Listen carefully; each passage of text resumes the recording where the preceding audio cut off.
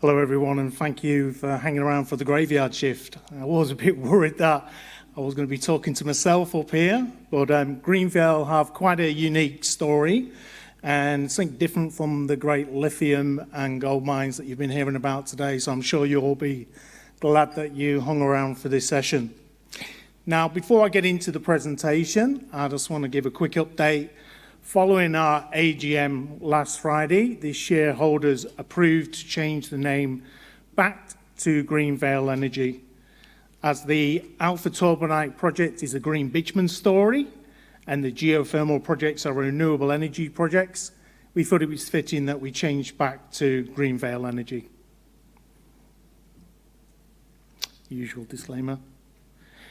Okay. Greenvale, they've been ASX listed since about the 1960s. The current board came on in around the 2020s. Neil Biddle is the current non-executive director, and Tony Leibowitz is the non-executive chairman. Both Neil and Tony of Pilbara Minerals fame, so you've probably heard their names mentioned quite a few times today, but it's great to be working with such an experienced board. So Greenvale's made up of, the board owns, about 23% of the business, and 20% of the top 20 shareholders make up around 45% of the business. We have no debt, and we have around 4 million in the bank at the moment. That's because just recently we did a shareholder capital raise and raise some more money, and we have liquid assets of around 4 million as well, as we own 20% of Astro. Share price was at 9 cents last week, but I'm pleased to say that it's gone up now, and we're trading around 11 cents today. So on the road to success. So Alpha Turbonite project, it was discovered in around 1939. It's the township. The mine site's about 50 kilometres outside the township of Alpha, which is central Queensland, which is about a 2-hour drive from Emerald. Turbonite itself is a black, oily rock. It's extremely high in hydrocarbons, and Alpha Turbonite is the viable indigenous source of bitumen. Now, the mine site is very simple. It's going to be open cut. It's very flat and very shallow. You couldn't probably get an easier mine site to mine. The pit design is being worked on at the moment. We should have that finished in the next few weeks. Early indications are, though, that the mine life will be around 15 to 20 years. And the process plant for the turbonite will also be located at the mine site as well. Now, that's very significant for us. Being able to process on site is very beneficial, because any waste products that we have will ever be able to put back in the ground, and we don't have to transport our raw material to another site to be processed either.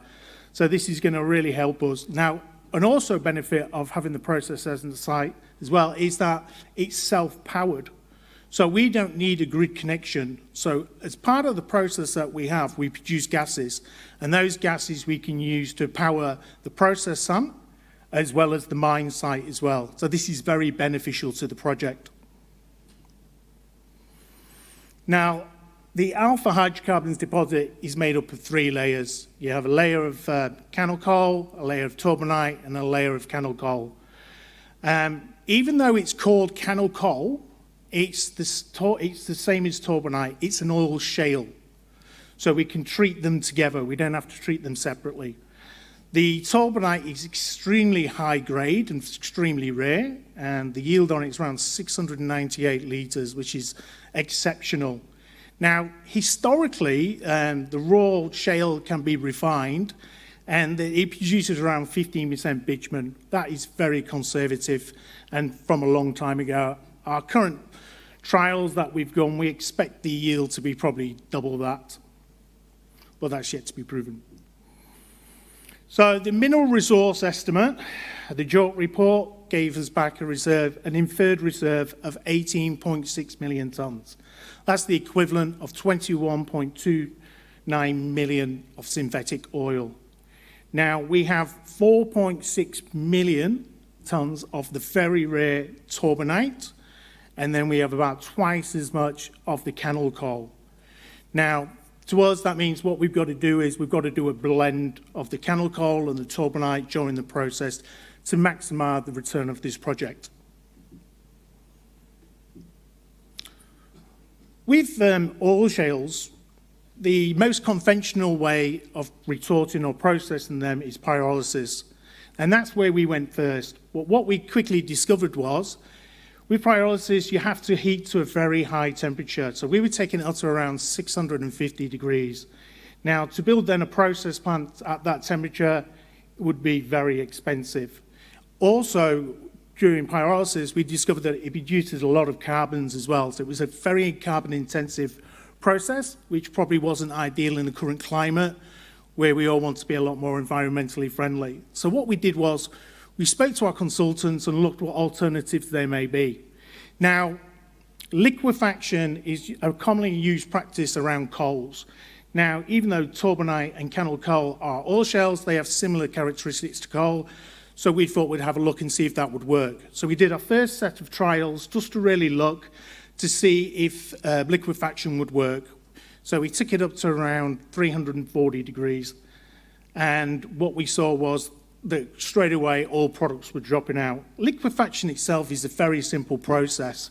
You basically add a carrier oil, you mix a catalyst in to help break it down, you add pressure, and then you slowly heat it up. Once you've heated it up to your desired temperature, you then filter out your carrier oil and you're left with your oil products. What we've found now is we've got our own power reactor. We've taken that up to the maximum we could take it, which is 365 degrees, which is 25 degrees hotter than our first trial, and already we saw significant improvements. So we're looking really positive on this project. The yield significantly increased. Now, we know the optimum temperature that we should be at is 430 degrees. Now, we've engaged an external lab, and we'll be taking the third and final set of trials in the next few weeks.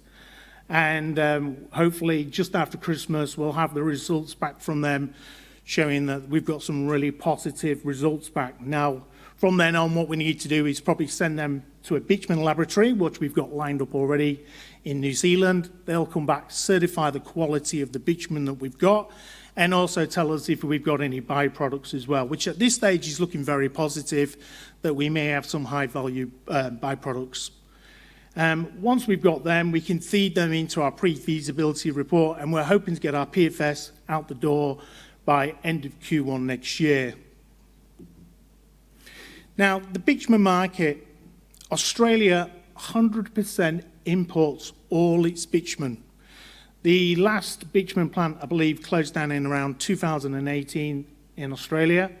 We've only got 2 oil refineries left. There's one in Gladstone, one in Geelong, and both of them only process a light crude oil. So the capabilities of producing bitumen in Australia is no longer there. We're very fortunate that we've got a torbanite reserve in Australia that yields bitumen, and we've probably got the only commercial reserve of torbanite, if not in Australia, the world. There is torbanite elsewhere, but not in the quantities that we've got it. Now, until recently, China exported around 44% of bitumen to Australia, but due to COVID and other reasons of slowing down in China, they're down to around 23-24% at the moment, and Thailand and Singapore have now picked up the difference. And what it shows is that we are so heavily reliant on that external market, and from that, you know, we can't control the Beecham price either, so it fluctuates quite a lot. The demand for bitumen at the moment is quite consistent, and we only see it continuing to increase.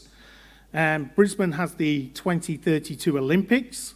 The COVID stimulus packages are only now just really starting to hit the market, and the rural roads upgrades are really starting at the moment as well. So talking to the end users, what we're hearing is they anticipate over the next 10 to 20 years that the demand for bitumen is continuously going to increase. Now, the Beekman Price, well, I think when we originally started looking at this project a few years ago now, was about $600 a tonne since December 2020, and to where we are now. The C170 Beekman Price Index shows that it's sitting at $1,651. And you can see that it's just continuously, month on month, to increase.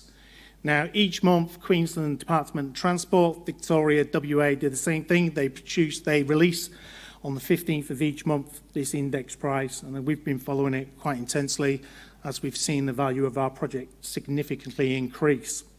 Now, what this means for Greenvale is we will be Australia's only manufacturer of bitumen. It puts us in a very strong position, and also we'll be able to provide some good quality bitumen as well. I don't know if you've noticed, but the roads out there at the moment aren't in the best condition, just a little bit of rain and there's potholes everywhere. So one of the things that we want to do is ensure that we supply Australia with really good quality bitumen, and because we're producing it locally as well, and we haven't got to ship it from overseas in oil tankers heated at 160, 180 degrees, we should be significantly cheaper than anyone at the moment importing into Australia. Now, one of the things that Greenvale we're really conscious about is being carbon neutral. We know the environment that we're working in at the moment, and we know that being carbon neutral is very important to be able to obtain all your approvals. Now, we looked at a number of things. We looked at hybrid gas, solar farms, wind farms, what we could possibly do. But then we came across geothermal. Geothermal is the cleanest and most efficient 24/7 energy out there. It's 99% of the Earth's volume is heated at 1,000 degrees C. It's virtually untapped. We're not reliant on the wind. We're not reliant on the sun. And the Earth is basically one giant battery that will provide enough renewable energy for the next billion years. So geothermal's been actually around for a very long time. I know not a lot of people really know about geothermal, but it is a very common. So there's what they call the 1 gigawatt club. Our neighbours, New Zealand, sit in there, and hopefully one day we'll sit there as well. And you can see that the US is leading the way on this. Geothermal can be used many things. It can be used for shallow, for heating houses. I don't know if any of you guys recently watched The Block here in Melbourne, but they had geothermal in their houses as well. Now, we're looking at producing geothermal to put on as a power load. Now, technology has been around for over 100 years. Queensland has extensive hot rock shallow, and that's what we're looking for. Binary cycle power plants is what we're looking to develop, and again, commonly done all around the world. Germany's just released that they're going to build another 200 geothermal plants as well. So Europe is really catching up and starting to take the lead on these. And what you'll see is as well is geothermal is now being linked to lithium. So there's a number of geothermal projects around the world as well, extracting lithium from the water as well. And the next phase is geothermal hydrogen as well.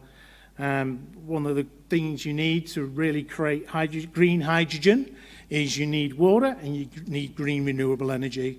And geothermal gives you both of them as well. And it's zero emissions. So what Greenvale's done is we've gone out there and we've put 6 applications in at the moment. Quilpie, Longreach, Wilton, and we have 3 sites in the Malungra Basin as well, Lara Downs, Julia Creek and Ouchie. And we've had environmental authorities approved already. We're in native title negotiations, and we're hoping to have them awarded Q1 next year. So just as a bit of an overview, so where we are at the moment. So Greenvale Turbinite project, we will have the PFS out the door Q1 next year. We'll move into the pilot plant stage. Then we're going to look to go into detailed design, hopefully into construction 2025, and then the plant up and running in production 2026. With geothermal, we'll have the plant, again, hopefully in 2026. Again, similar timelines as the Alpha Turbinite project. Why invest in Greenvale? One, we've got a very experienced board and management team. We have a very clear vision for Torbanite project. We want to be Australia's only bitumen producer. We have really good geothermal pathway to go forward as well. And geothermal is the one truly renewable energy. Thank you very much.